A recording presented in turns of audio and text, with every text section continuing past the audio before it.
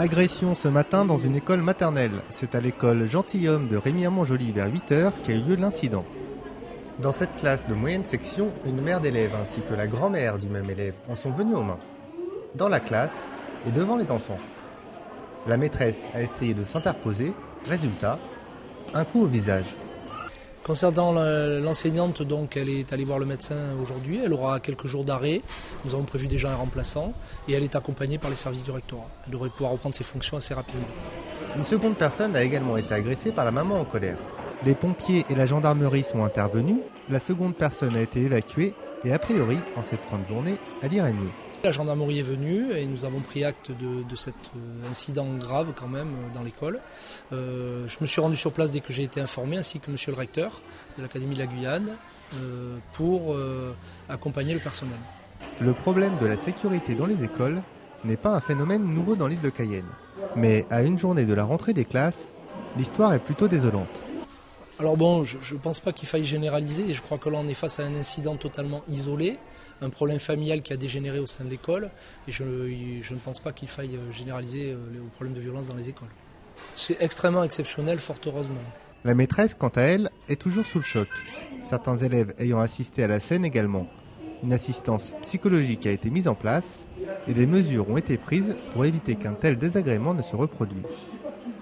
L'équipe enseignante, l'équipe municipale et bien entendu les élèves, il y a une prise en charge psychologique qui a été faite immédiatement et qui continuera demain. Les parents seront également reçus de manière à ce qu'on leur explique les mesures qui ont été prises.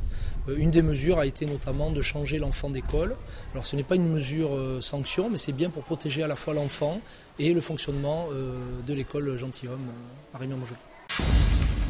Lutte contre la vie chère, ces mots semblent devenus inséparables à tel point que le ministre des Outre-mer, Victorin Lurel, en a fait l'un des points phares de son projet de loi relatif à la régulation économique dans les Outre-mer.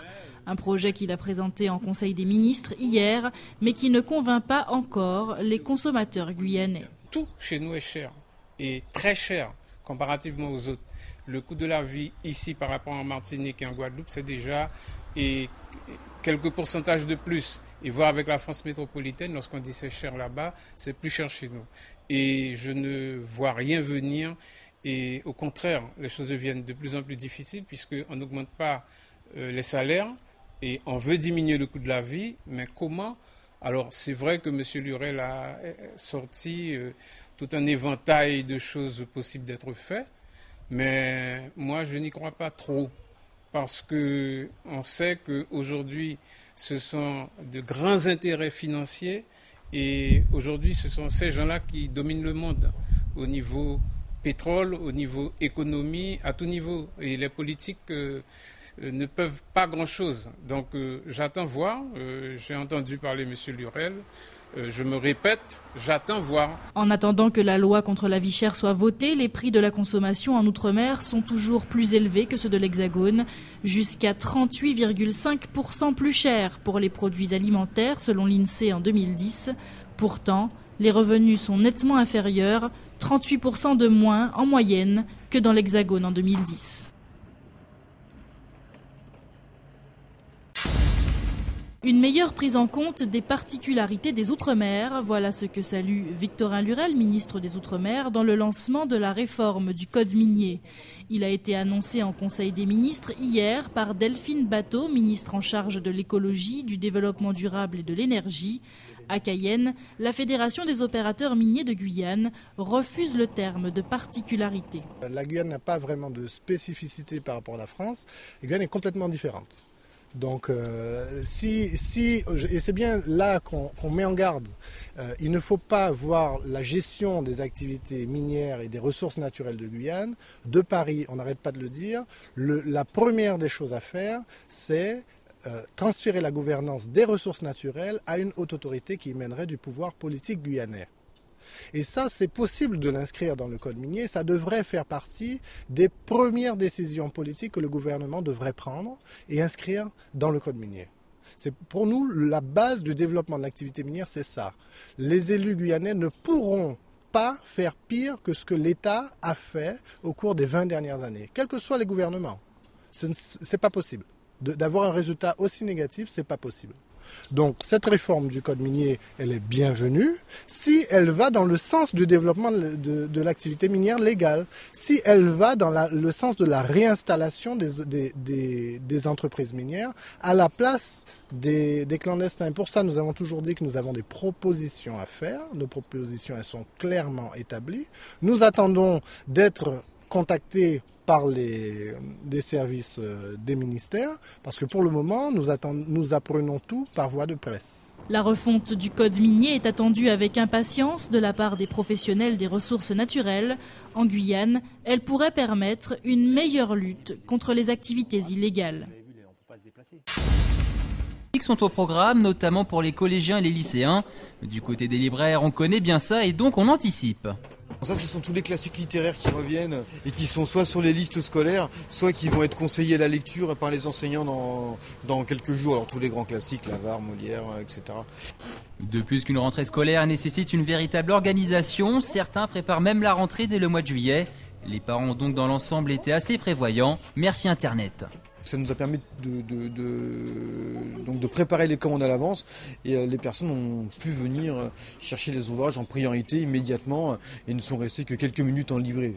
J'espère que l'année prochaine, on va multiplier ça par 3 et par 4 de manière à avoir un service vraiment impeccable. Dans un registre un peu moins scolaire, la rentrée littéraire prévue le 15 septembre prochain se fait attendre. Pour les enfants, la sortie du nouveau Titeuf sera l'une des principales attractions. Mais rassurez-vous, si vous ne pouvez pas attendre, certains éditeurs ont également été prévoyants, comme Jules avec le tome 3 du nouveau phénomène de la BD, Silex and the City. Ça là, c'est l'album du moment là.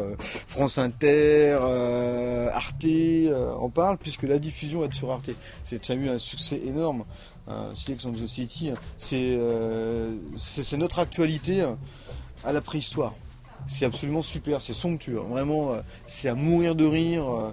Allez, plus que quelques jours avant une rentrée prometteuse, aussi bien chez les grands que chez les tout petits. Le coup de drague en 90 secondes, voilà ce que recherche le jury du concours GCAM. Originalité, qualité, 1 minute 30 de râteau, de mots doux, de promesses et de désirs made in Guyane. Attention, J-9 avant la clôture des inscriptions. Alors pour l'instant on a reçu quelques films, mais c'est vrai qu'ici en général les gens attendent un peu la dernière minute. Justement c'est jusqu'au 15 septembre qu'on peut rendre son film, donc il suffit de nous l'envoyer à l'adresse de l'association. Toutes les infos sont sur le site internet www.latoiledespalmistes.com, les palmistes forcément au pluriel. Voilà. Ce concours on l'organise pour pousser les jeunes créateurs de Guyane à faire des films et puis à s'exprimer à travers le cinéma.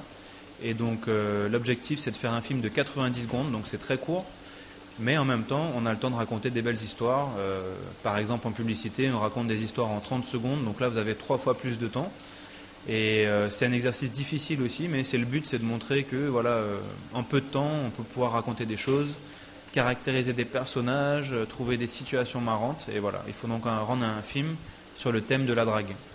Alors pour l'instant on n'a pas visionné les films parce que l'idée c'est de regarder tous les films en même temps pour pas privilégier certains par rapport à d'autres. Donc en fait il y a un jury qui est composé de membres de l'association qui verra tous les films en même temps au même moment et voilà, on les jugera à ce moment-là. Voilà. Alors moi si je devais faire une scène de drague en 90 secondes je serais très mauvais, mais comme c'est un film j'aurais le temps de réfléchir et tu vois, d'imaginer quelque chose de sympa, mais c'est vrai que je suis pas très bon dragueur, je drague pas souvent, mais voilà. Les enquêteurs tentent de percer le mystère du massacre d'une famille de Britanniques en Haute-Savoie. Les gendarmes se sont rendus dans le camping où elles séjournaient près du lac d'Annecy. Mercredi soir, les vacanciers ont été visés par une fusillade dans leur voiture.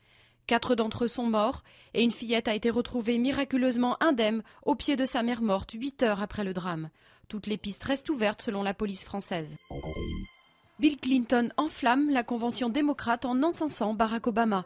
Lors de la 2e soirée du grand rendez-vous démocrate à Charlotte, l'ancien président, toujours très populaire dans le pays, a lancé un vibrant plaidoyer en faveur d'Obama. Ce dernier, qui doit s'exprimer ce soir, a été formellement investi pour représenter les couleurs du parti à la présidentielle de novembre face aux républicains Mitt Romney. La zone euro a les yeux rivés sur Francfort où se réunit la Banque centrale européenne. Les marchés comme les responsables politiques européens attendent de son président Mario Draghi qu'il dévoile enfin les actions envisagées pour soulager les pays les plus fragiles et sauvegarder la zone.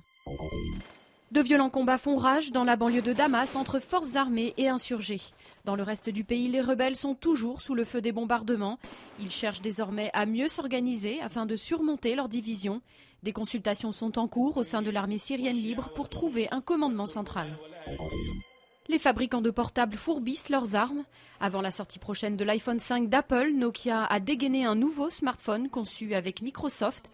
Le Lumia 920 serait le téléphone le plus novateur au monde, avec une qualité d'écran inégalée, promet le patron du groupe finlandais. Mais sa présentation n'a pas convaincu la bourse où l'action de Nokia a plongé de 15%.